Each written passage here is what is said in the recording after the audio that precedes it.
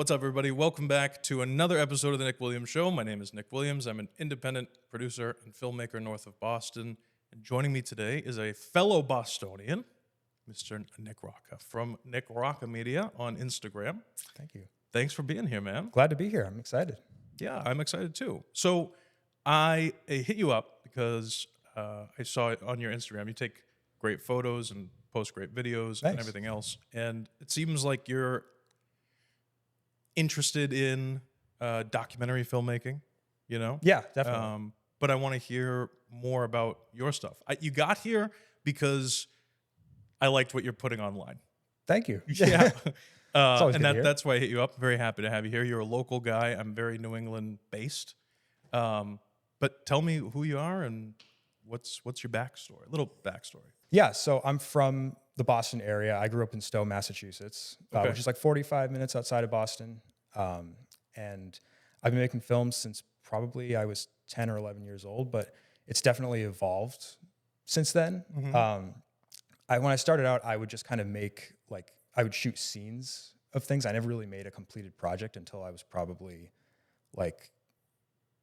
17 or 18 years old. Mm-hmm.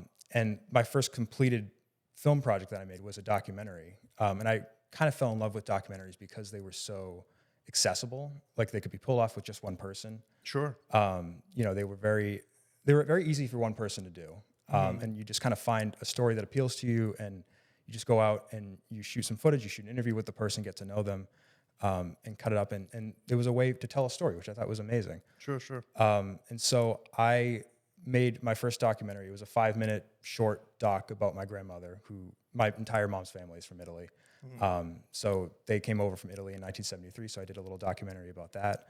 And then, I started making more and more of them throughout high school and just kind of finding like local stories, like anything I had access to really. If I shot a documentary about my high school's football team, I did one about, an art studio that was open near my house because I was also like a very big arts kid. Nice. Cool.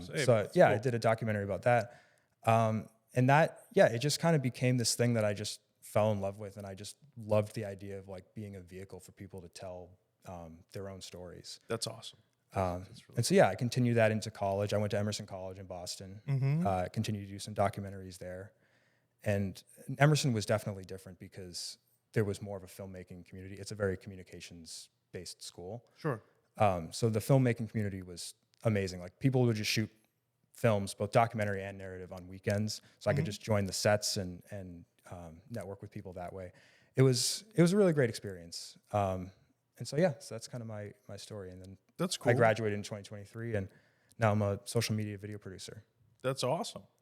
How do you? Okay, so trying to think. Yeah.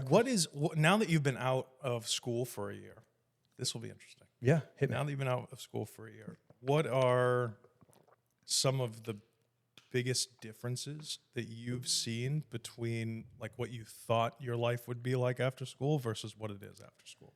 Ooh, I gotta say, I think the biggest thing is the 9 to 5. Like, because I'm working a 9 to 5 job now. Sure. And have been for the last year and a half. Mm-hmm. I always kind of envisioned that I would be a freelancer, at least earlier in my life. Mm-hmm. And then I kind of realized, like, I don't know if this is really the path for me. It took me about like 7 months to apply to jobs after I graduated college. And so, because you wanted to take a break and travel the honestly, world? It was just the job market. Like I was Yeah. applying. Well, I mean, I took a little bit of a break, but then I was applying for like probably a good 5 or so months before I actually got something. Yeah, sure. So it took a little while. And then I just kind of realized that I wanted to have some stability in my life. I had a girlfriend at the time too. So like I was in like that part of my life, like where I just wanted to have a stable life and still make films and make media. Right. And so I got a job at a real estate place. Mm-hmm. And I was doing like home tours and just like video shoots for them. How much fun is that? It's a blast. It sucks, doesn't it? Real estate, yeah. Yeah. Well, for me, like, I can understand why some people do it, but like for me, it was just the subject matter. Like it just got boring after a while. Like I just, doing the same thing over and over again. So you actually worked at the brokerage? Yeah, Like so it was a real estate team. So I was okay. like a staff member on the team that would just go to shoot apartments in Boston. It was in Copley. Okay.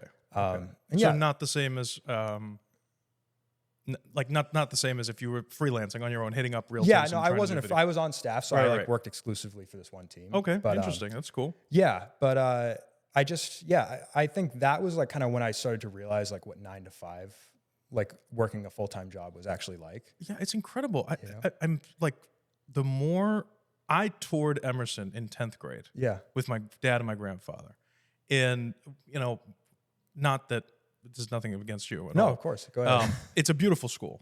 It's very expensive, and I didn't have the grades. My family didn't have the money, and it was like, forget it for me. Yeah. It was like, I'll do something else. And at the time, I was in a mindset of like, well, I don't live in LA.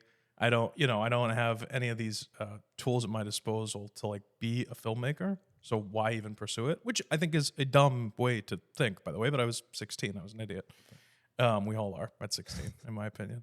Yeah, definitely. A little bit. You have to be. You can't. Not. It's just impossible to foresee. Like You can't know life what is you gonna don't be know. like. Yeah, exactly. You don't know all. what you don't know. So Right. So I find it interesting though, because every person who goes to school who's in your age group, and not like your age group specifically, but like people that graduate, and for that first year or two after they graduate, the one thing that college seems to not prepare anybody for is like working life. I Like, what the hell did you learn when you were I've been there? thinking this for the last like several years. I'm like, why did nobody tell me about this? Like, I'm not even kidding. I just using the knowledge that I have for sales, because in my opinion, and I'm sure a lot of salespeople agree, like sales is sales, no matter what you're selling. I've been thinking of potentially putting together a course for like videographers. If you look online, right, or if you're on Instagram scrolling, toilet scrolling, whatever, Yeah. like you'll see the people that are like, if you don't know how to find clients, click this, and this course will teach you how to find clients. So I've definitely bought a couple of them to see like what they're teaching people. yeah. And they'll teach you how to get in front of people. Everything, by the way, is here's how to turn a light on. Here's how to light things. Here's how to whatever, right? But they'll teach you how to get in front of people or how to get there. And they don't teach you how to sell people anything. I think that was honestly a huge problem, was just not knowing. I mean, for one thing, like the sales end of it, like when in that in-between period where I was doing a little bit of freelancing before I got my first job. Sure. I didn't know like how to put together like a video package, or, like package pricing for videos. Yeah. Or how to, what to charge like for an editing job or things like that. Like there were Right. so many things that I didn't know. And also, I mean, if you want to get existential, I also didn't really, I wasn't prepared for like the psychological factor of like having a job that you go to every day. In what way? That's so interesting. Week in and week out, for me, like it just never really occurred to me like how That you would need to get a job and pay yeah, bills? well, that I had to get a job, but like just how monotonous that would feel. Oh yeah. You know? It's regular. See, that's part of the reason I love doing what I do, because I just told you right before we started rolling, I gave you a little bit of a rundown of what I do. Yeah, And of course. A lot of people have the same face that you have, which is like, oh, that's a lot. Like it's a Yeah. lot of stuff. And it is, I do tend to keep myself busy. I'm a wicked workaholic. There's no question. But it's not, I don't view it as work. Like I do what I love. Yeah. So it's like the draining, monotonous stuff, or like corporate shoots. I love my clients. I say this all the time. Yeah. But it's like boring. A lot of it's boring. I'm not there to pursue my own passions. I'm there to pay bills. Yeah. And for them it's fun because I'm making something for them. But it's like, oh, okay, great. We have to do another talking head, cut to B-roll, cut to and then when they go. Yeah. That's annoying. No, like that's annoying. I get that 100%. So you have to find things in. So the one thing that I think is good that there's a lot of good things you just said, but the one thing about what you just said that I liked is that you're working within the medium, at least, that you like to work in, whether you Yeah. like doing the social media stuff or not. I do. That's good. That is honestly a blessing for me. I consider it a blessing that I can still work in a job where I'm making things, because I Sure. know a lot of people that the real estate videos suck, don't they? Don't lie. Yeah, They no, suck. the real estate. I love realtors. I've talked to a ton of realtors. Doing the videos of the home tours That sucks. was just not for me. It like sucks. and after a while, like it just, I mean, it was fun. Like a few of them were kind of fun, but then Yep. it just, I lost interest in it. Yeah. But now that I'm also working for a university, so I get to deal with subject matter. Like I get to deal with students of different majors and things like that. So that's what's really great about it. Sure. And you get paid to do it. Yeah, exactly. And I get paid to do that. But I love the idea that I can get paid to tell stories. And the fact that I can do that at my job is amazing and a huge blessing. Right. So, yeah, okay. Go ahead. What else? No, I actually didn't have anything else. I thought I did and I lost it. You're good, man. That's cool. That's good. So what do you do? So besides the work 9 to 5 stuff, what are the passion things about you that you want to continue doing as you grow up? You know? Yeah. So like my mission since I graduated college has been to keep the filmmaker part of me alive. Sure. For the last almost 2 years. Like that's just been like at all costs, like spend my weekends like working on a project or just putting together something. Just make even, obviously like the amount that I can do is significantly reduced.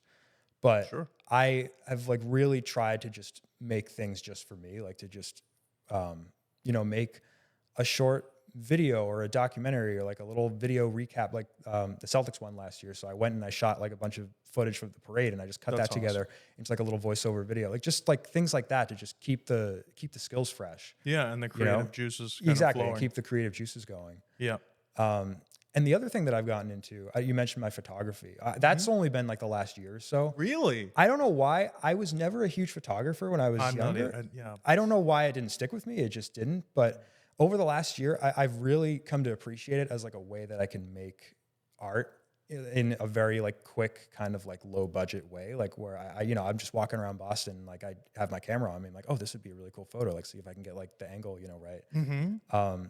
And that for me has also just been like a huge source of like creative fulfillment over the last couple of years. It's just like I hate to say that I have to like scale things down, but it's just like this. Well, what are you talking about? This thing. Unless you're a secret millionaire or something Yeah, no, like I'm this, not. you have to work within your means and still Yeah. find joy in what you're doing. I mean, I'm sure it would be great if you had, an extra 60 million to go do something, but not everybody does. Yeah, I wouldn't be working a 9 to 5 job if I did. But So if you did have all the money in the world, right?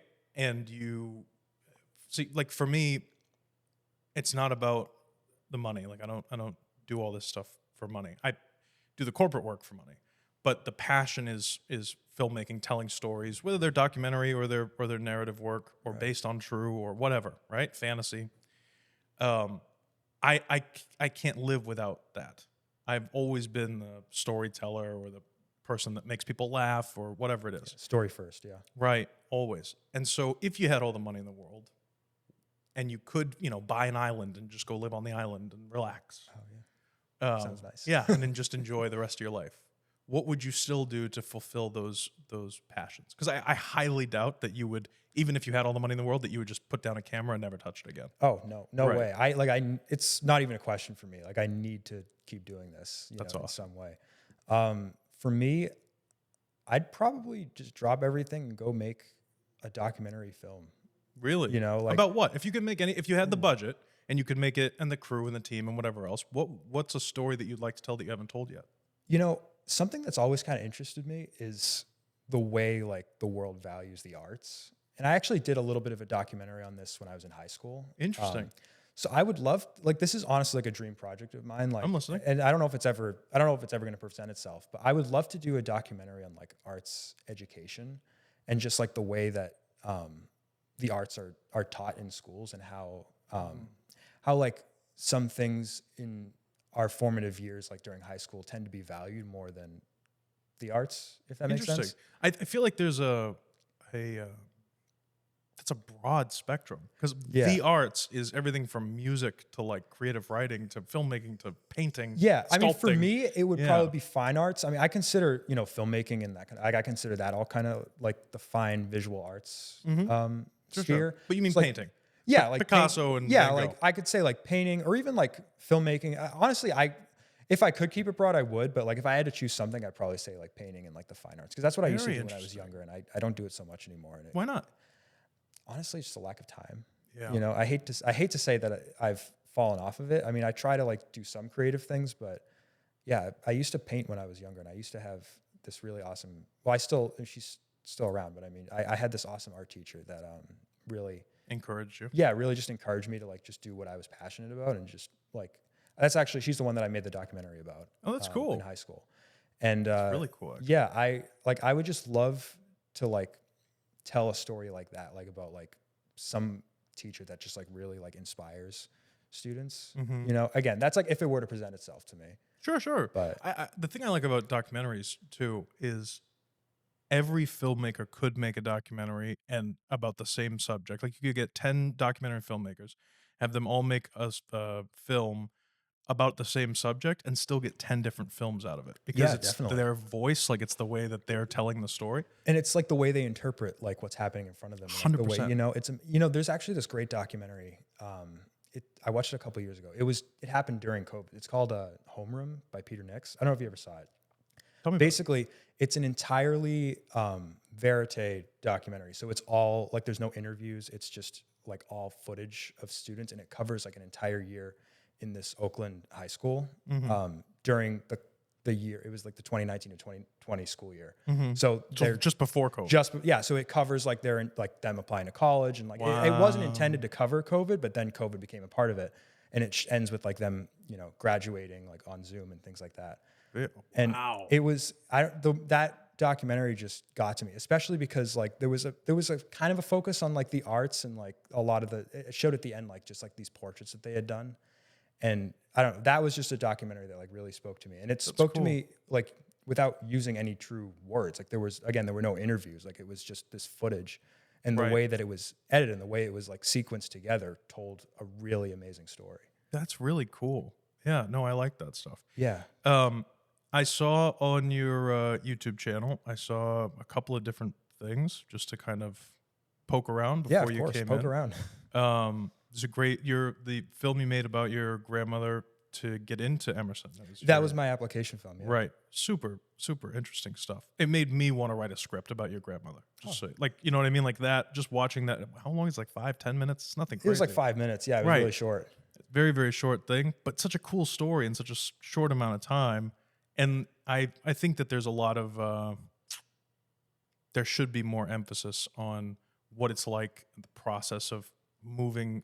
Like I just feel like in this country we never think about picking up our entire life and moving to another place where they don't speak our language. Yeah. And the rest of the world is the opposite. That's all. Like there's a lot of people that want to come here. You know what I mean? Yeah. So it's a very, like, to put yourself in the shoes of people that are in a country and thinking that country over there has more opportunity than this country that I'm currently in.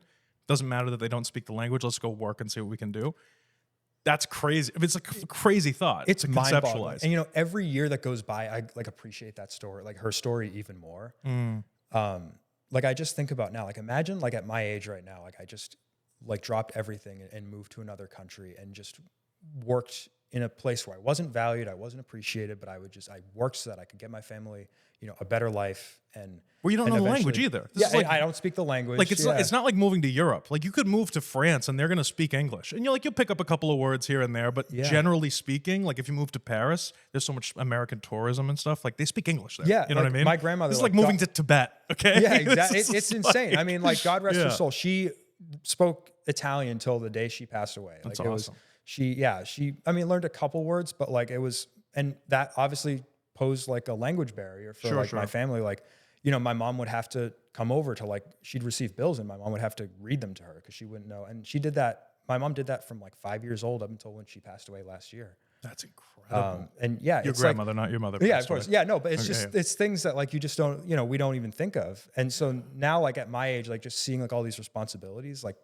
not that I even have a ton of responsibilities yet, but like just with work and bills coming in and things like that. I'm like, imagine I didn't even speak the same language and I had to have everything like interpreted. Well, that's what's so interesting about people when they get out of college and you say like, existentially or like thinking about, needing to have a job and stuff. Yeah. It's like when you have those experiences, like I'm sure there are people out there who are not coping well with getting out of college and trying to I didn't for a while. I'm getting better. But. Sure. Listen, I think that saying of like it's not about the destination, it's about the journey. Right. Like that really is the whole point.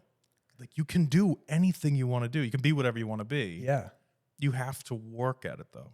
No one's going to give you anything, you know? Absolutely. And, for me, it was kind of really the big jump that I take is I just have to pick something. Like, I remember when I got out of college, I was like, there's so many options, like there's so many choices, and I'm afraid to pick the wrong thing.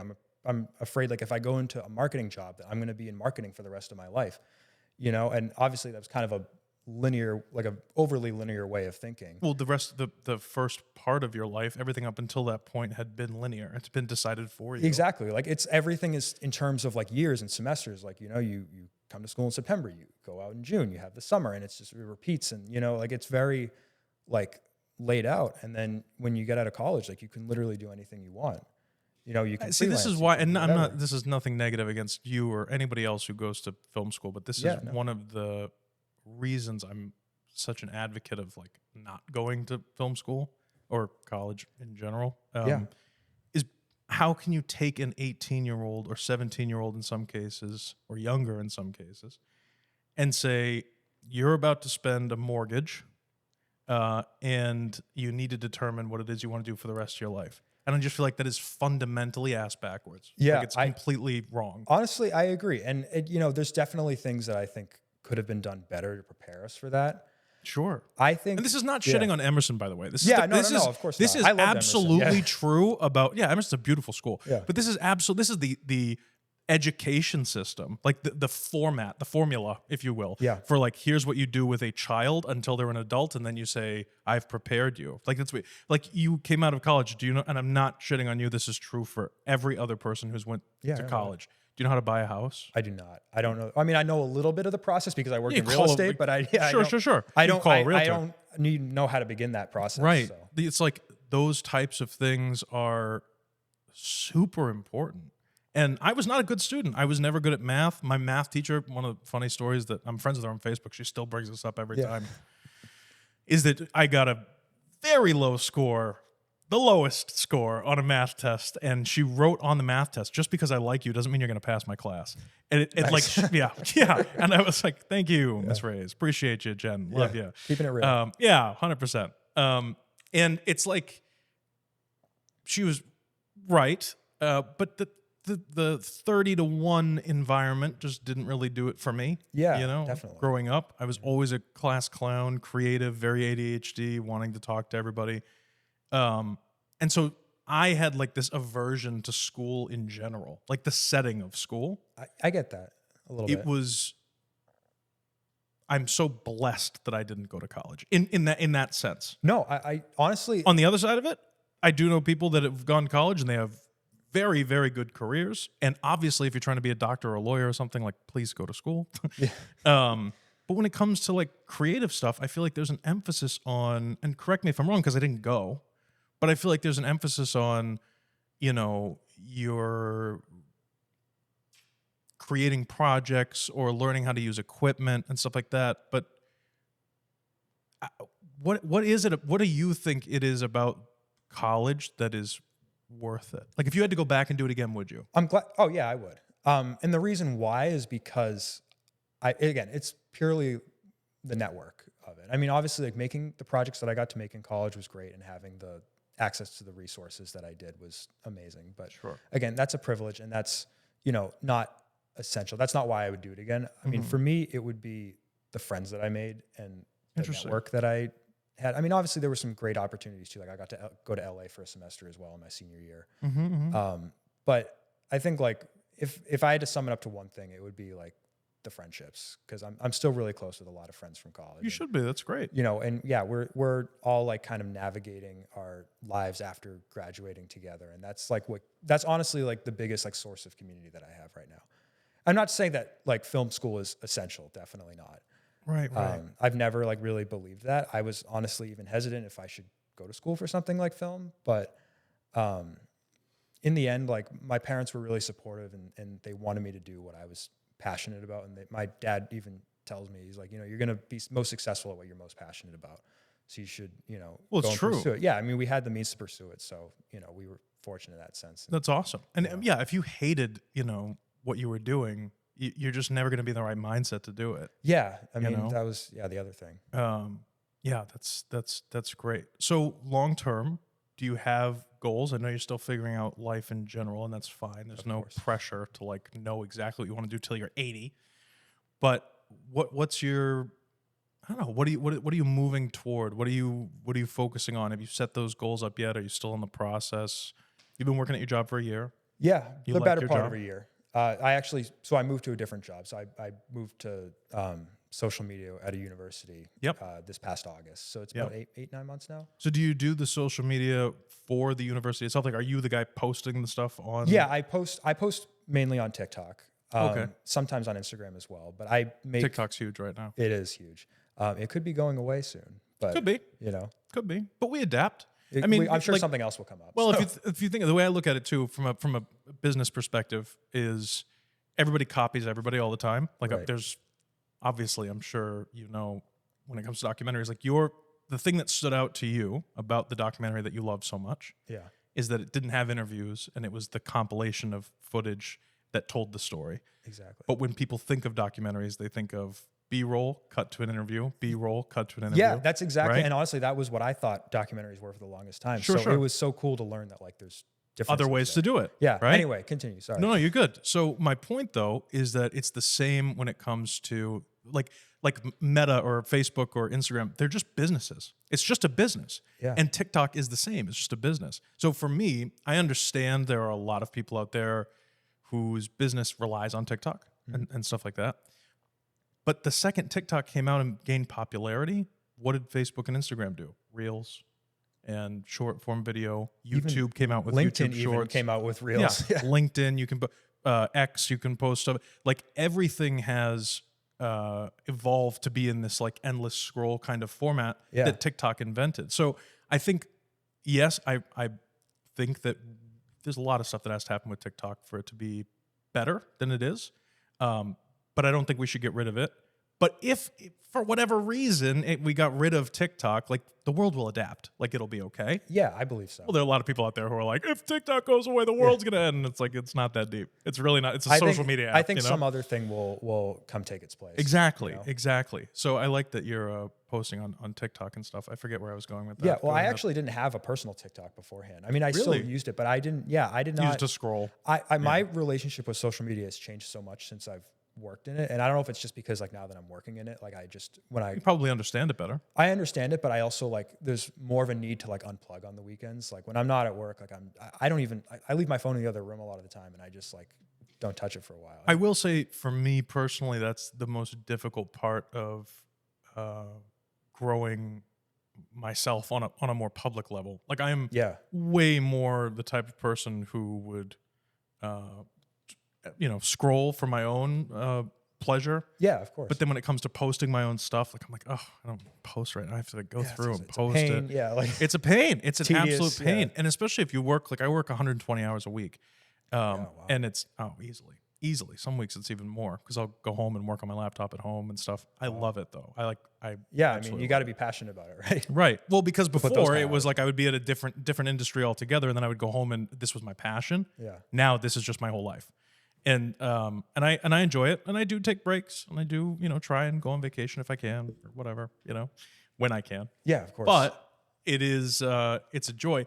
But people are like, oh, like I'm shocked that you have the stuff that you have, or that you don't have the following or anything. And I'm like, because I don't advertise myself. My entire career, the stuff that pays my bills, is making videos that advertise other people.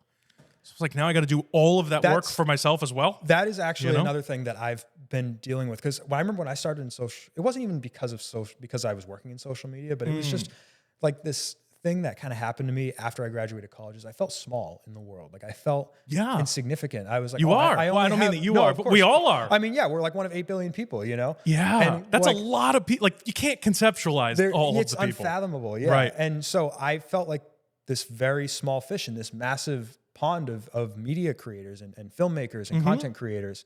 And, it's like, how do you make yourself stand out in that? And I mean, honestly, part of the answer is sometimes you can't. I mean, if you're obviously like, you just kind of have to have like a work-life balance. And that's kind of what I've been working on. Like when I'm at work, like I'm there to, make our Instagram channels stand out and to make, Sure. you know, our TikTok channels stand out and create content that engages. Mm-hmm. But when I'm at home and I'm like posting a photo that I made, like I don't care about how many people like it at this point, you know, like that's, and it took me a while to get to that point. Like Yeah. for a while I was so like, I felt like my value or like my worth as a creator and as a person was How many based on likes how you many get. likes I got Right. or how much viewership I had, you Right. know?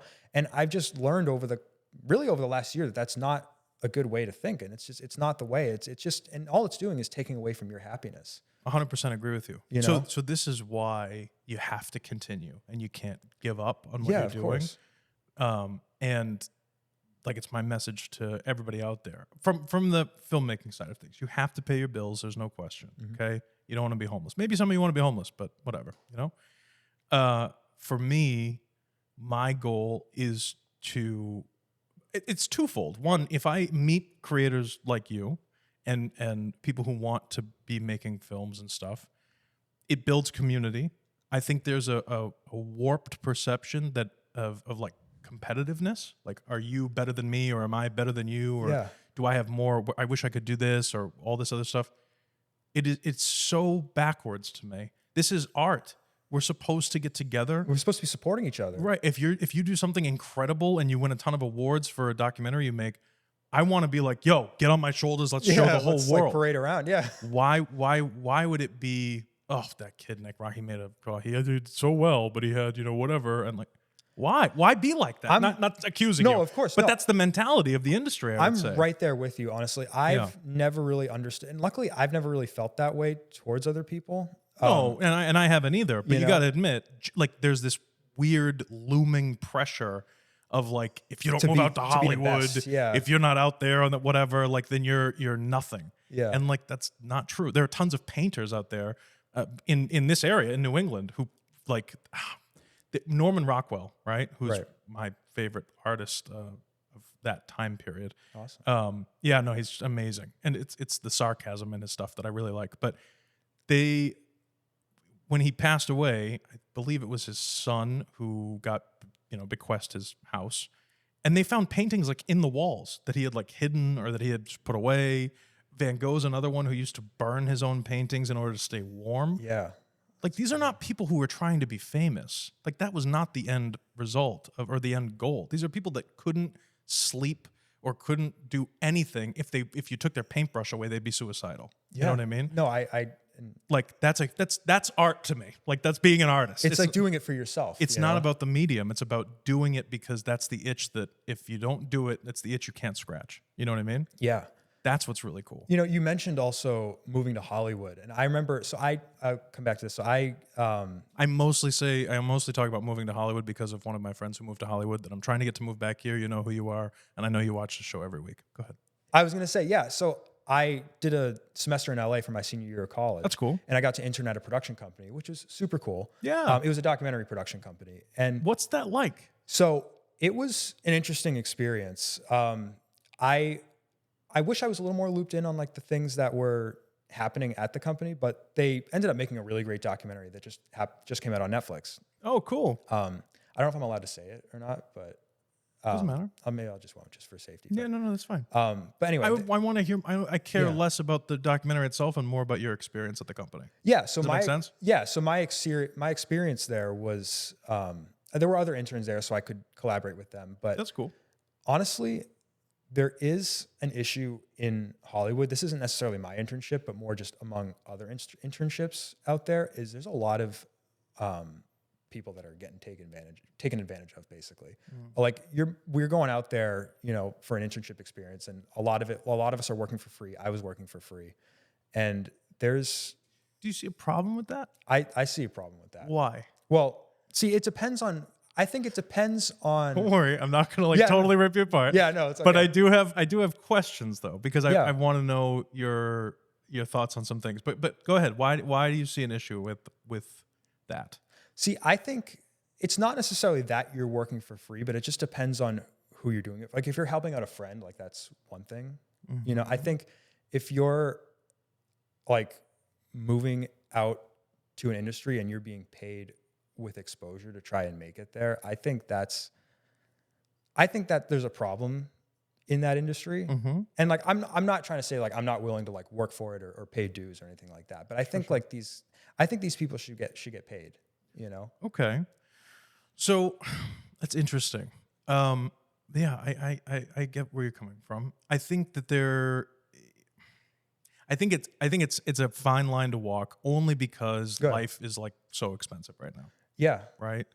So if everything was very affordable, if this was like the 30s where a loaf of bread costs a nickel, okay, people didn't care as much, and it is about gaining the experience. So if, as an example, if not that I don't pay people, I've had multiple interns work for me, and they always get paid and everything else. But it's interesting because, like, you if you're working at a company, even if it's a small company, I'm assuming this wasn't like It was a small company. Yeah. right. And we're not like floor number 60 or something, Yeah. right? Like this is a small company.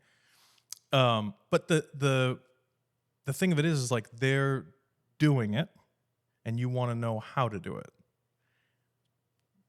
Anybody else, like technically speaking, that's why you go to college, and college doesn't pay you; you pay the college to learn, right?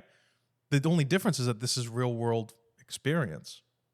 And now people are like, well, I'm out in the real world and I'm working really hard and all this other stuff. And it's like, yeah, but you're also learning real world stuff as opposed to the here's college the thing, aspect. is that a lot of the work that I was doing was not related to what I wasn't even really getting a lot of insight. So that was more the What were you doing? Tell me what you were doing. Like honestly, I was moving office furniture. Yeah, see, that's BS to You know, me. so that's I would never why have. I say like I feel like people should be getting paid for this. You know? No, I agree. So if you go back on this playlist and watch an episode with like Jaden Moffat, who is in New York right now, he interned for me. I call it a boot camp that he did because I was like crazy with that kid. But he was DPing films for me over the summer, and he got paid. But he was interning, and I put as much pressure on him as humanly possible, because if you can't handle it, I'm nothing. Like it's like real world, especially now. Like he's a freelancer, and he DPs a lot of narrative work, and very very talented kid. But he also does like commercial work for other businesses, and there is a complete disconnect between people that I'm not using anybody as an example. I'm just saying, like, if you're a dentist and you want to make a commercial for social media, right? When you hire your freelancer, you don't know anything about making videos. That's why you're hiring the freelancer. That's why you're hiring the company. The same way they don't know anything about dentistry. Do you know what I'm saying? Yeah, for the expertise. Right. And so the real world, like there are, especially in this area, there's a lot of characters in New England that can come down on you really, really hard. That's real life. Real life is learning to navigate and communicate with a whole bunch of different people to the benefit of all parties. That's life. Yeah. And it can be very difficult if you don't know how to do that. And so I am a big proponent of trial by fire. And what I mean, to tie this back into your internship, is if you were, as an example, interning for me, you're not moving office furniture. You're not getting me coffee every day. That's like not interning. That's slave labor. That's BS. I want you right there in the center of it, you know, learning, and I'm asking you, what do you think about these camera settings? What would you change? Yeah, getting some hands-on experience. Sure, yeah, exactly. And I actually had another internship that was way better. That was much more like what you described. Right. Like, and I'll say they were Nut House Productions out in LA. They work with awesome. Julian Edelman, and I think Gronk now. That's cool. They actually have a podcast too. It's awesome. That's cool. But anyway, but I got to help out like with their podcast, and it was just very like hands-on. And the guy there, Kyler, was just like super open to having like conversations about like what I want to do. He was interested in getting to know me as a person, which is above and beyond. I'm not saying like everybody has a time for that, but he did. He made the time. It's cool. And so, yeah, I feel like that really shaped what I believe like an internship should be. And now that we have interns at the place that I work. Was that internship paid? That was paid. Isn't that interesting? Yeah, it was. Isn't it interesting how like the free internship is at the crappy place where you don't know, like, you're like, what are we doing? Yeah, exactly. And then the paid internship, you're like, oh, wow, this is great. Exactly. In my opinion, it should be the opposite. If you're going to be moving office furniture, you should be getting paid to move office furniture. If you're learning stuff and you have someone who's going to mentor you and give you the knowledge, like they're clearly making money. The goal is to like figure out what they're doing and how they got where they are, right? Through an internship and learn those skills so that you can make money someday. Exactly. Yeah. So I think there was definitely, he definitely made it more about learning the skills and he said like internships are a two-way street. And I still believe that today. It's true. I think it's absolutely true. And because if you're going somewhere to learn how to be a filmmaker or to have a career and you're moving office furniture, I don't really see how that's advantageous to your career. Yeah. And I mean, I had friends too that were like taking out trash, things like that. Yeah. Well, I mean, you got to keep a clean place, but that's like, course. if that's your entire job, you're not learning anything. Like they were, their job was like just doing tasks like that. And they weren't really learning anything at the place that they were interning. Were you required to do internships for like college credits? Or? Yeah. So so that's why they do it. So that's so dumb. This is how they get you. Okay. So they can't. So dumb. Dude. At least I don't exactly know the rules on this as of now. Sure. I actually had to reject an internship prior to going to LA. It was a different internship because they said I could either basically be paid or I could use academic credit. And they said, I might be messing the story up. Maybe we should just cut this. No, you don't, no pressure. I'm trying to remember. Sure, take a minute if you need to. Yeah, no, I remember they said I needed to either be paid or I could either be paid or accept a college credit, but not both. Interesting. And and you rejected it because of that ultimatum, or because the work that they would have you doing is not what you want to do? Or? Well, so actually, I could be wrong about the payment thing. Maybe they weren't. Maybe it was they could only do it for college credit, because I remember I had to save the credits for when I went to LA. So I basically couldn't accept the internship. Was the internship out here? It was out here. Yeah, it was in Mass. Interesting. We'll talk about it after. I'm trying to remember. I'm really fuzzy on the details of it, so I just don't want to. Sure. Well, no, because no, which is fine. We don't have to, and you don't have to say name names or anything like that. But that's interesting. I'll tell you about it after. It's like they were selling you on the idea of like, well, we can't pay you, but you'll still get the college credit kind of deal. Yeah, more or less. Which is why you should come in and take our trash out. And so the only alternative was for me to pay my college to take another class so that I could use that class's internship credits towards this internship. So I would basically be paying to do the internship. That's insane. It's crazy. Free work is one thing. Getting paid is another thing. But paying to do work for somebody is entirely different. Yeah, it's crazy. No, good for you, man, for standing up for that, because that's crazy. Yeah, so that's why I'm like skeptical about. Not to say I'm skeptical about internships, but that's like why if I had to do it again, I'm like, okay, like I would want to make sure like I'm getting paid for that kind of stuff. Sure, and you're not wrong. I just feel like there is a little bit of. Across the board today. And it's partially because life is more expensive now than it was, even 30 years ago. But I feel like there is this, I deserve entitlement. XYZ. Yeah. And like you said, you graduate and you realize like you're nothing. Yeah. So honestly, I'm not afraid to talk about the fact that I felt a little entitled probably when I came out of college. It's a young person way to feel. I think that is like. Buddy, you're talking to like the king of egos here, all right? Like I'm like, I am the best ever. Nobody's better than me. You know what I mean? Go ahead. No, but yeah, I did feel a little bit like I thought I'd be more than this, and this is, now I'm just kind of an average Joe with a 9-to-5 job, and that was like dissatisfactory to me. I'm not knocking it. I'm just saying this is how I felt at the time. Sure. Well, yeah, there's nothing wrong with that. Like everybody.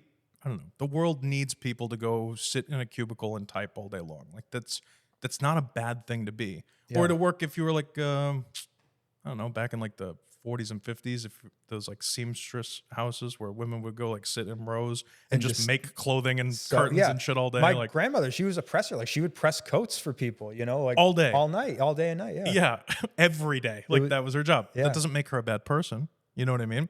But if you're somebody that wants more out of life, I think that's something that's interesting. And I think it has to do with like being in the arts of any kind. Yeah. Like you see the world around you and you see the art that is currently available, and something somewhere is missing.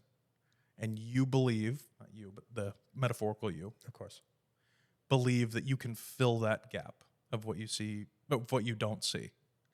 That's a cool place to be. Yeah. But you have to realize that that's your perspective. and you're filling a gap in your own view of the world, somebody else is going to see everything else plus your stuff and still have a gap and want to fill their spot.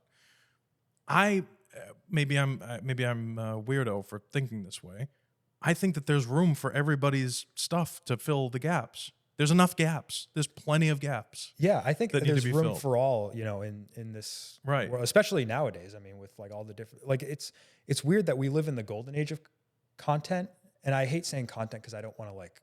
Well, we do. I don't- We live in the golden age of content. That's for sure. Yeah, I mean, like I don't obviously like there's films, there's music, there's like different ways of consuming it, but like we live in this age where there's so much content that it's actually overwhelming, and now with social media, like we have more content than any of us could possibly consume. Oh yeah. And it's like, I don't know, for me, that's like fascinating to think about is just like the fact that there's so much opportunity and there's also so much competition. But like you said, I don't think that competition, I don't really understand like the idea of being competitive amongst filmmakers. Mm-hmm. Like I watched this movie, I'm like jumping all across the board. I love it.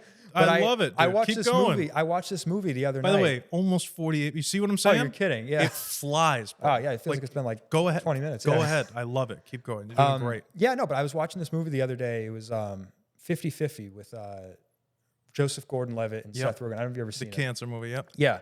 And Good movie. Sad movie. it Good was a movie, sad though. movie. I remember by the end, I don't want to spoil it, but by the end, I was so moved and I was feeling so emotionally for the guy. I don't know if I just saw like so much of myself in him or was a what it young was. guy, yeah. He was a younger guy, kind of like me. It's based maybe on a true story, right? 50-50? I think it was. I Yeah, think- I think it maybe was. I'm wrong. I think I it was don't written on the Don't hold screenwriter, me like to it. drew from his own experiences. But Oh, interesting. Okay. Yeah. yeah, but anyway, I just felt it was the strangest thing. I actually felt like this overwhelming like sense of admiration For who? for the filmmakers. Like, because it's like they got me, you know what I mean? Like they got me feeling for this fictional Dude, guy. I love that. And like that. Oh, man. And that like to me was, I actually like almost teared up. I'm not Yeah. even kidding. Oh, dude, I'm a very emotional person in general, but when Yeah. it comes to movies, like that's actually not to sit here and talk about Jaden all day long, but it's just Yeah, of funny. course. Like that's the reason I hired him. He was filming with like his little brothers in the backyard and Yeah. stuff, and it was like I'm seeing what he wanted it to be. Yeah. And I'm like, oh, it's so good. Like, he got it's him, yeah. so good. And I'm like right there with you. Like that spark, that little moment of like, oh, you got you bastard. Like, got oh, you me. got me. You know what I mean? Yeah. Like that's the job. That is like why I fell in love with filmmaking in the first place. I love that, You know, dude. like I really do. And sometimes honestly, it feels like we live in like this IP-based film industry, like sucks. where there's nothing original anymore. And then like a movie like that, even if it's an older movie, like I'll just come across that and I'll be like, that is why we do this. You know, It's funny because when you feel, I don't know if it's like a masculinity thing, because when you feel emotional in a negative way, like if you're tearing up or if it's a sad movie, then you have that feeling. I feel like a lot of people overlook the "you got me" moment with like comedy. yeah. But like Ted, I almost got thrown out of the theater. I was laughing so much. Oh, I'm not kidding. I just watched that pretty recently too. Yeah. Dude, so good. And that it's the same thing. If you're watching a comedy film and you're dying laughing, they got you. Exactly. They It sold works you. like both ways, you know? 100%. Like it's- So it's like it's storytelling and it's to invoke a reaction and to convey the lives of other people, real or fake, doesn't matter. And that is absolutely the whole point. It's to Yeah. get a message across, whatever the message is. That's why when you talk about like how you don't really understand why it's considered competition, it's the fame.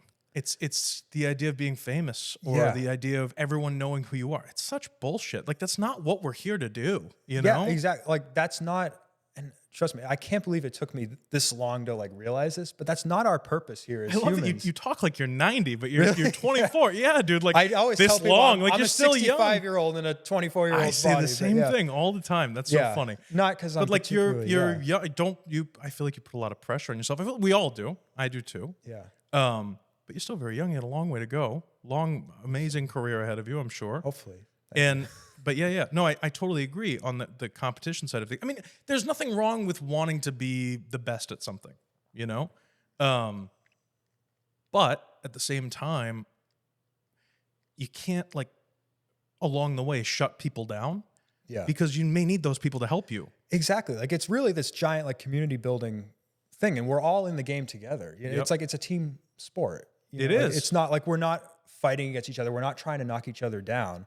You know, that's why I don't understand the idea of knocking other filmmakers. And I think, like you said, that only comes from the fact that they might be more famous than me. They might be more recognized than me. And I'm not going to lie, like that's a hard thing to get past sometimes. Like when I was younger, A little bit, but do you want? Think about it. The way I think about it is this, right? So RJ is a great example. He went to Emerson too. You guys kind of know of each other, which is good, Yeah. right? But when we worked on like Cadillac, or when we worked on this other film recently, I used to want to make films that were like directed by my name everywhere, right?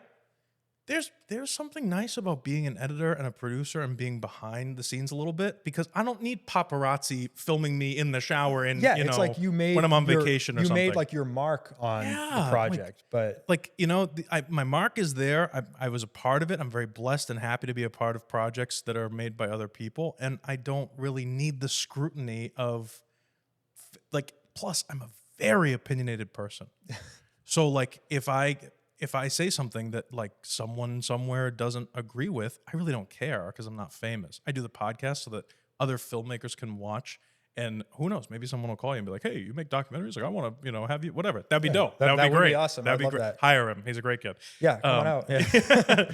But do you get what I mean, though? It's Yeah. more about creating this environment where we can all kind of collectively work together.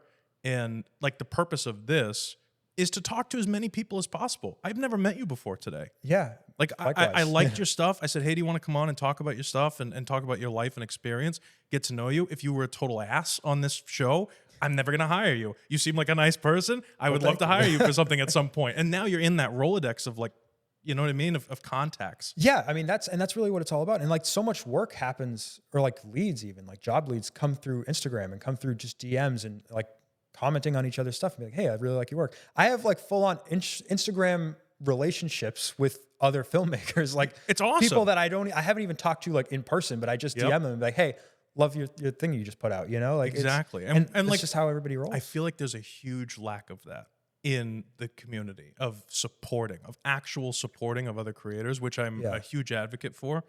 I'm really not a fan of Facebook in general, not for any sort of like political reason. It's just another thing that you have to, and I'm a very visual person. So for me, Instagram has kind of been like the place to go. Yeah, I agree. For reels and for, posting stuff, whatever. But the communities on Facebook, like the groups that you can be a part of, are like really cool. Yeah, you can join Boston filmmakers. Yeah, like New England filmmakers, Boston filmmakers. You can meet actors and a whole bunch of different people, and they are pretty supportive. I find it funny that like you'll gain a bunch of friends, and maybe it's always the same like 20 people that like your stuff, whatever.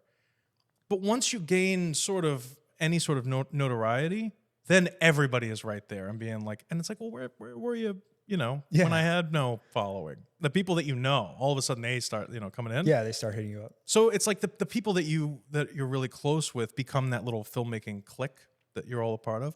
I am not a fan of that. I'm loyal to the people that want to help me with stuff, of course. Yeah. But I'm always looking to add more people. Like I want to work with more people. It's not like I want to be better than them. I want them involved with me. The key is that I want to have genuine relationships with the people too. Like exactly. Like, I don't see a ton of this, but I mean, I would never comment on somebody's post, their film that they just made and say, hey, I really loved your film, if I didn't truly mean that. And I just even if I guess what I'm trying to say is I would never want to have an agenda with that. Like I would just compliment them just to compliment them. Of course. And then if they say hey, I'm working on this thing next week and work comes out of it, then that's great. Right. But, for me, I always want it to be genuine. Yeah. I think that a lot of people want to be genuine as well. And I think it's difficult in general to see other people doing really well and then to also comment on stuff and be like, hey, you're doing really great. Yeah. It just doesn't bother me. I love what we do in general, and when I see something really cool, I'm going to let people know that it's really exactly. Cool. And to the extent that whether even if you're just scrolling through someone's page and then you hit them up and be like, hey, you want to come on my podcast, talk about stuff? Yeah. That's the whole point. That's literally the whole point. Yeah, and we're just sitting, even outside of this podcast, like we're just sitting here having a conversation, get to know each other, I don't even and I think that's like an amazing thing. That's like what a gift, the fact that we can just like sit here and network and bond over our experiences. Yeah, no, that's literally the whole point. And that's, I guess where I'm going with it is, if I had hit you up to be on the podcast, and as an example, because you did not drive like 10 minutes out of the way to get here. Okay. Yeah, no, like it's 40 minutes. Yeah, it's like I mean, compared to what I do for work 3 days a week. Sure. No, of course. But as an example, if you like went to the YouTube channel and saw that I didn't have 500,000 subscribers as an example, and then you're like, oh, well, why would I go on there? You know what I mean? Yeah, I know what you're talking about. It's because like what like this is a real like connection that could potentially always blossom into something more. And if not, like it's just an excuse to get together. And exactly. Like, well, see that what you're talking about, like it pisses me off. Like when people are just like, well, what's the point of what you do if only X number of people see it, Yeah. And how about it's for me? Thanks. Yeah, exactly. You know what I mean? It was like me. Like I did it for me. It's like Walter White. Like I did it for me. It's true, but it's true though. It's like what? Like why else would you do why do you do anything? Why do you get out of bed in the morning if it's not for yourself? If you're living your life for other people, you're not living your life at all. Exactly. And like I've just over the last year, I've just really tried to detach from this idea of like trying to impress other people. Such a good. I mean, obviously, I want to do my best work, but like I don't. You should I don't impress want yourself. Yeah, exactly. I want to impress myself. Like I don't want to do it for other people. Can I tell you a story? No, you can't tell me a story. How dare you tell me a story on a podcast? I have a story about this. So go. That production company that I worked for, they ended up putting out a documentary, which ended up being it was a really good documentary. The moving furniture one or Nut House? The moving furniture one. Okay. They put a documentary out, and it was really good. And they actually put our name in the credits. So that's like what kind of made the whole thing worth it. That's for me. Cool. That is so cool, I complain about like not getting paid and stuff like that, but then they put our names in the credits. Well, that is kind of my point. Like, is it worth it in the long run if more comes out of it? Like, this might be a free thing, but then if it does really well, whatever it is, it could be huge for you. Exactly. I know people personally who have turned down work on free shoots that then those shoots have done really well, and they're like, well, I mean, I could have been, and it's like, dude, but you weren't. You quit. You didn't want to be a part of it. Right, exactly. Yeah, exactly. I mean, that was definitely like something really nice that came out of it. And so the issue that I had was my whole family and friends were like psyched about it. Like to the point where it was even more so than when I had just created things on my own. Like they were so psyched that my name was like in this Hollywood film that's like where I was almost like my feelings were almost hurt a little bit by that. Interesting. Tell me more. Like I was more like I was basically feeling like, okay, like this is this is cool and everything, but it's because there's like star power attached to it, and because like it's this big name like Hollywood film. It's just like the image of that was what really got people excited. And I just wish like they had been that excited for when I made like my thesis film in college or something like something where I had to like actually overcome a lot of hurdles instead of just showing up to work. And I think that's kind of an American it's American culture. And what I mean by that is our culture isn't based in I mean, it kind of is. I'm trying to think of the right way to say it. Our America, or United States, as a culture, because we're a melting pot of every religion and every country, and it's like that's the idea of the United States. The only thing that can be our culture besides apple pie and cheeseburgers is who's the best. Yeah, like celebrity and status, but also wealth. If you're extremely wealthy, the story of an immigrant who comes here with nothing and then becomes a millionaire, like that kind of thing. That's very American, and it can put a lot of pressure on us as a society, especially with artists, because it's not the point of art at all. It's completely opposite of what art is supposed to be. Exactly. Like that's not. Or sorry, go ahead. No. Well, just to finish up this thought here, like the only thing that makes it worth it. Like I have family members. I love my family. It's fine. I have family members who have zero idea why I do what I do. They don't see any value in it. You can take a video on your phone. What the hell do you need to spend $20,000 on a camera for? Yeah. They don't get it. They don't get it. But that doesn't make them wrong. It just means they don't get it. They just don't have the same Right? values. Yeah. Right. So then someday, maybe potentially, you see me walking on a red carpet. All of a sudden, for them, it clicks.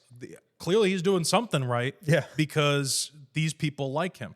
It's the same with, anybody else. If you open a restaurant and nobody shows up to it, but it's a very business-based thing. It's very numbers-based. If you open a restaurant, nobody shows up to it, you're a failure, you close the restaurant. You open a restaurant and it's flooded with people all the time, constantly, and the food's good, people go, oh, well, a lot of people like that, so I'm going to go there. Yeah. Completely ass backwards when it comes to art. Art is the way that you see the world and the message and the stories that you want to tell. Yeah. And maybe other people agree with you. Exactly. Like that's how art works. It's like creating completely void of pursuing value, or sorry, not value, but it's completely void of pursuing wealth or status or celebrity even. I mean, that's what I think true art is. It's true art's like a compulsion. It's like you just have to do it. Exactly. And this is my view of the world, and I have to put it out in this medium, and this is me. This is my voice. 100%. That's what makes it so special. Right. Now, unfortunately, along the way, you got to pay bills, or you're gonna have no lights. You Yeah. have no running water if you don't pay the bills. You know what I've realized though it's is difficult. that I feel like the way I used to look at it is I used to look at art and paying the bills as like two separate things. Like, all right, I have to, pay the bills, and then in my free time, I can do my art, but paying the bills is a large portion of your life. And so, especially like doing what I do now, I mean, obviously like I like my job, but sure. It's still like paying the bills. It's not what I would be doing if it were just entirely up to me, like creatively. Sure. It's a collaboration between, marketers and all this kind of stuff. Anyway, what I realized though is that they're not totally separate. Like you pay the bills, like I guess, I don't know why it took me so long to realize this, but you pay the bills, you do the things that you don't necessarily want to do because it allows you to create. 100%. They go hand in hand. Yeah, absolutely. Like they allow you to have but that's why I do what I do, like with corporate clients as opposed to narrative work. Narrative work is obviously what I want to do full time. It's impossible. Plus, because I'm a control freak, so I like to have a lot of say over the stuff, meaning I'm usually the guy paying for stuff. When you're the guy writing the checks for everything, then you have a lot more say over what's there. Yeah, you know what I mean? If you're not, you kind of have to shut up and just do what the person who is writing the check says. Yeah. So because of that, I like to fund and produce and create a lot of stuff, whether it's through other people or for myself. And you got to have money coming in. You can't, it's not just an endless bank account of, you know what I mean, to just keep making stuff. So you have to have money coming in. So you do some things that maybe, are not your favorite, or it's just work, and you got to do the work so that you can pay the bills in order to do the fun stuff.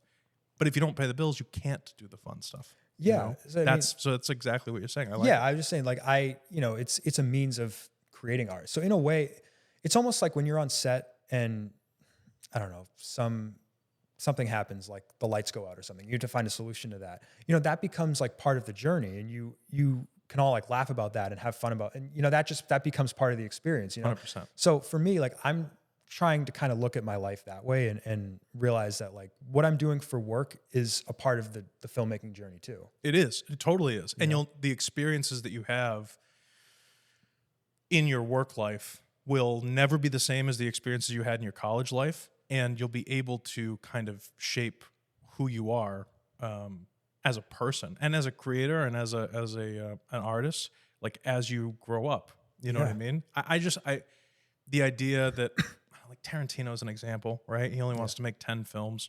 And I used to be obsessed. Like I used to really love Tarantino, and it's not that I don't love him anymore, but why limit yourself? I why never really make understood 10? that either, but why make 10? Like, to me, no publicity is bad publicity. Like I would love, dude, because I'm so opinionated and I have such like crazy takes on certain things. Sure, yeah. It can turn a lot of people off. But when they start commenting, or when people are like, "Oh, this guy's an idiot," I love it. I thrive in it because it's like you're talking about it. Yeah, it's like whatever, it's fuel. Yeah, right. But like, if I don't post anything, nobody's gonna have an opinion on it because it doesn't exist. It's like you got to make a statement at some point. Oh my God, I would love to make a film that would crash and burn. I would love it. I would love to have it completely fail, because for me, that like and fail in like a public way. Yeah, like Because then it's like people are still talking about my artwork. yeah, and it's like Like you've made The your mark. Room. Yeah. The Room is a prime example, right? Exactly. Tommy Wiseau.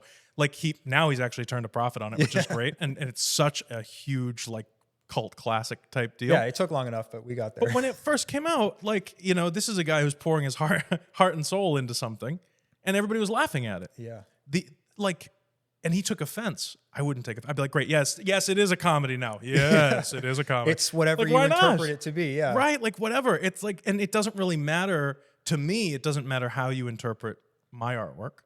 I made my artwork for me, and you're viewing and interpreting, and it all has to do with you. That's a you problem, not a me problem. Yeah. And You know, I'm here to share my artwork with you and let you do with it what you will. I think it's great that you just brought this up because I was just thinking about this the other day, how I used to watch, I used to be like obsessed with like the Rotten Tomatoes score of every movie. Oh my God, the worst. Like It I'd was be like, oh, this worst. movie only got like 20% of Rotten Tomatoes. Yeah, like, I'm not even gonna watch gonna it. look at it. Yeah. Isn't that a horrible, like when you look back, I want to hear the rest of it. I'm of sorry. course. I'm No, sorry for that's cutting all you right. off. That's basically it. Yeah. Yeah, but like, isn't that like, imagine how much stuff you haven't allowed yourself to consume based on what other people said. Like, How okay, dumb is that? Exactly. I'm like, imagine like how much I'm limiting myself. And it's not just you. I mean, you're here talking to me, but like a lot of people feel that way. Yeah, and so you I know? never really looked at it until after I had actually made a film and be like, okay, like that's an interpretation. That's just a bunch of people's interpretation that they turned into numbers. The funny thing is, it's really not even a bunch. It's like 100 people. Exactly. Like a bunch is relative too. right. It could be 5 people. You Right? know? Exactly. You don't even know. Exactly. Like these IMDb scores or whatever else it is. Yeah. Like you have these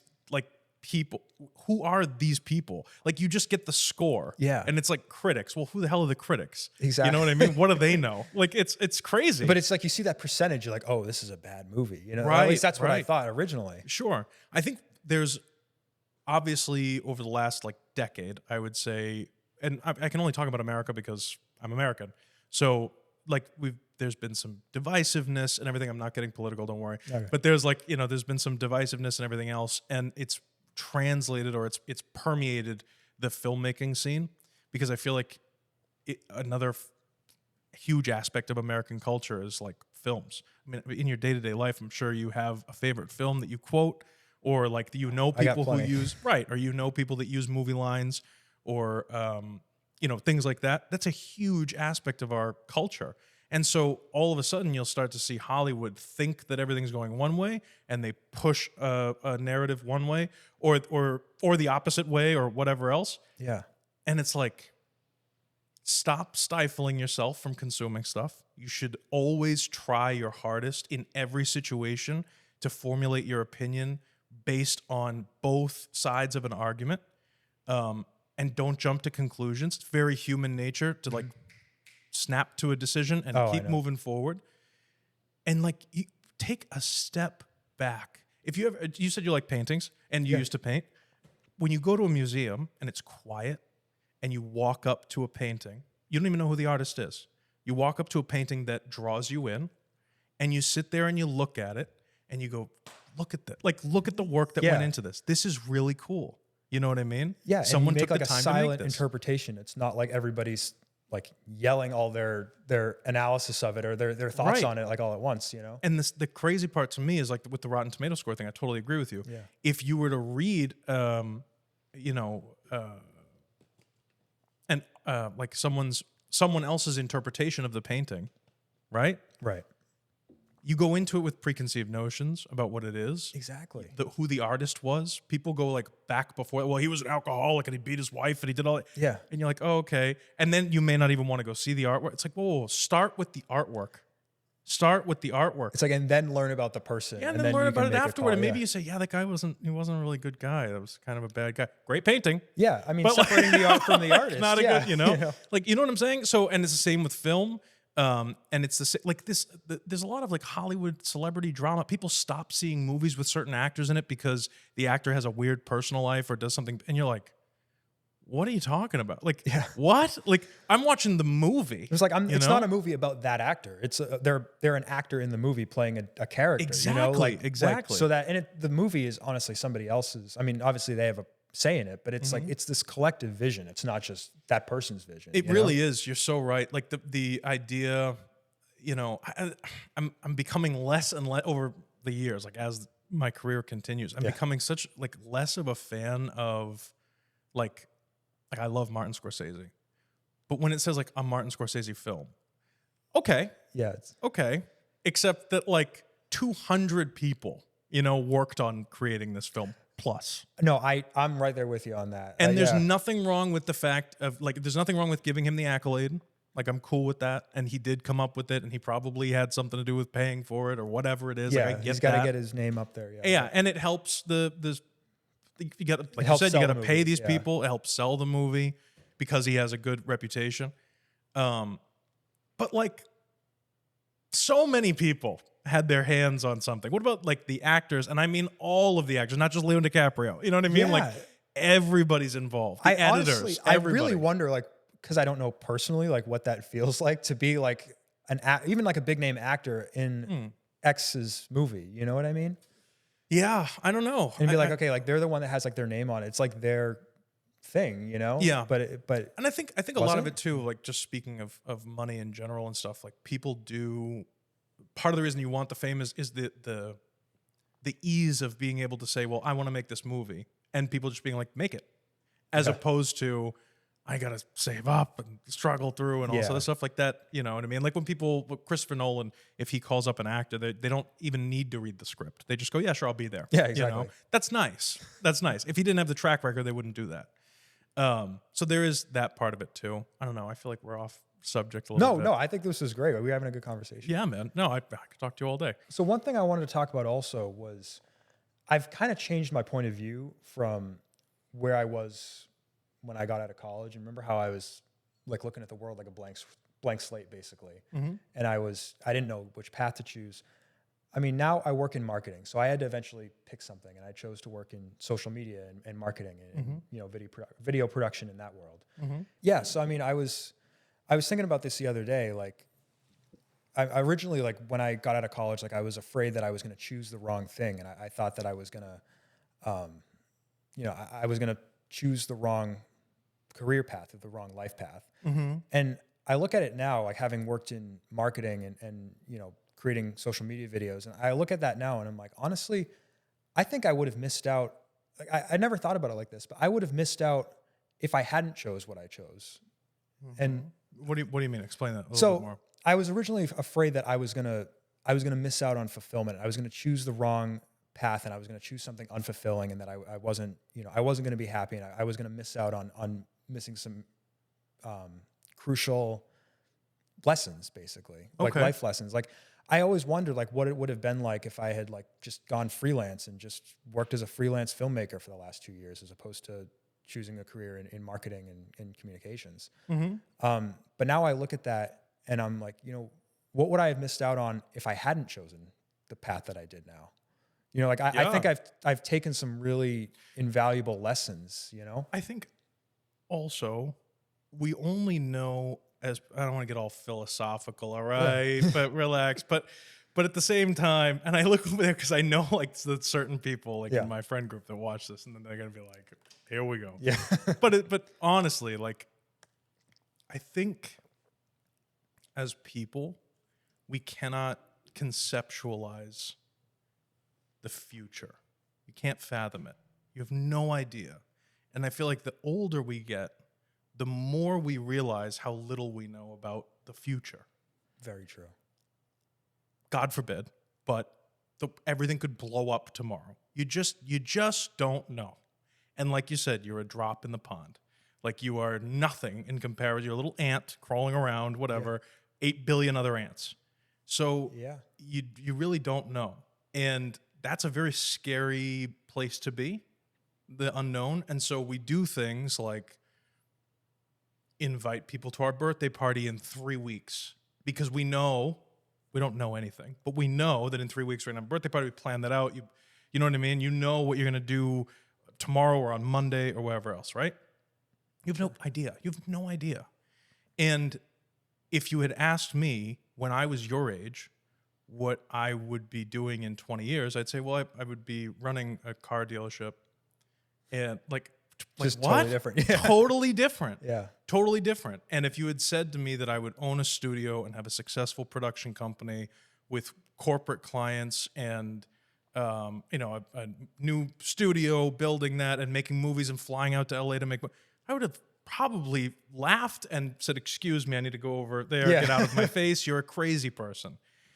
And if I didn't take that leap of faith and trust in myself, none of that would have ever happened or even started. It's a journey. It is a journey. You know? And you're right.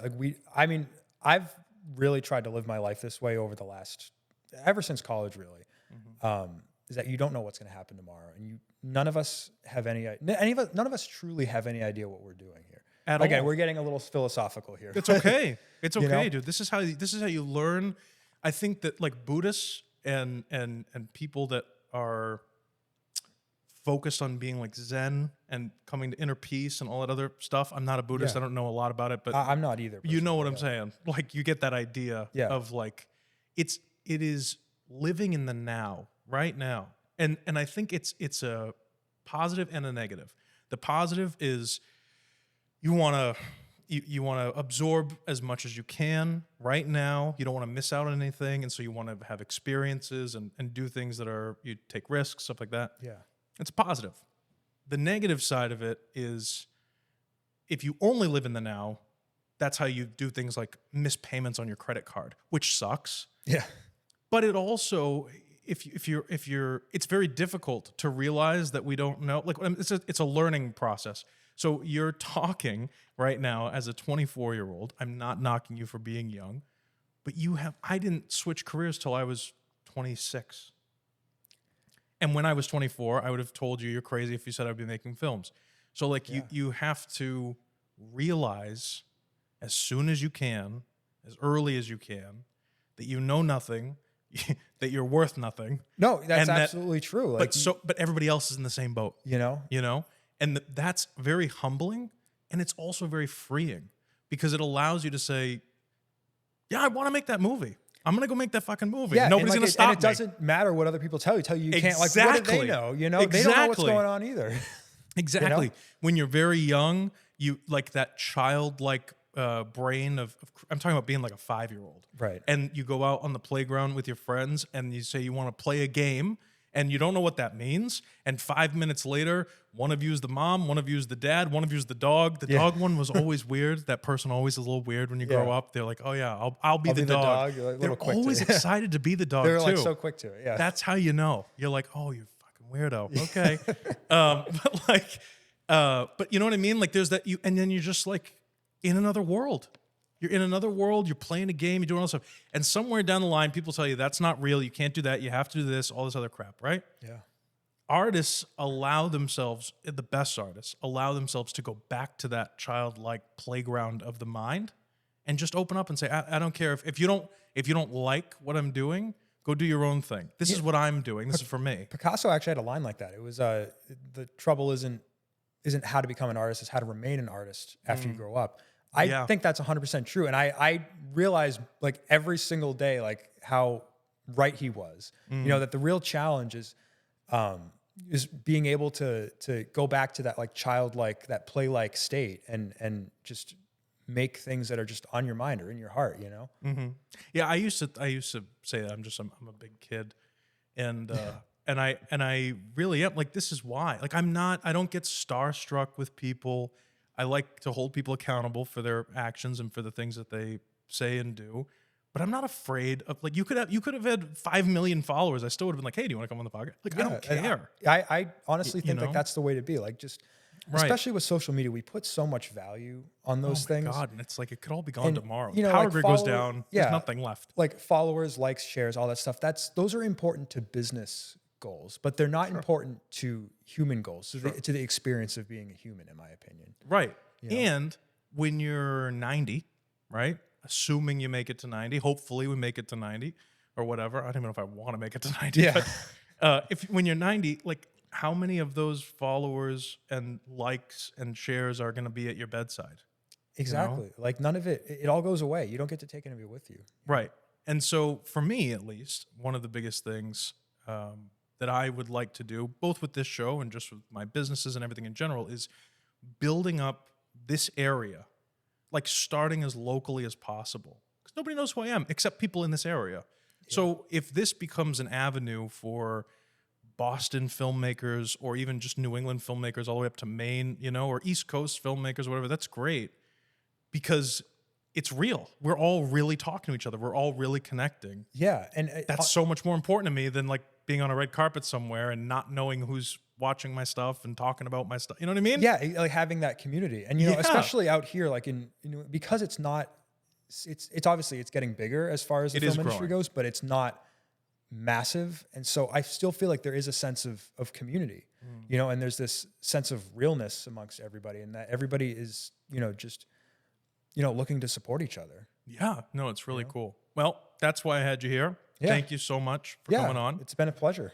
You're welcome back anytime. Thank you so much. And next time you're on, you definitely have to, I want new stuff. So you better keep creating stuff in the I meantime. will keep at it. I hope so, man. Thank you so much. Where can people follow you on social? Oh yeah, you guys can follow me on Nicolas Rocca Media. That's Nicolas. There's no H in my name because I'm Italian. Nicolas Rocca Media on Instagram. Nice. That's great. Thank you so much. We'll see you next week.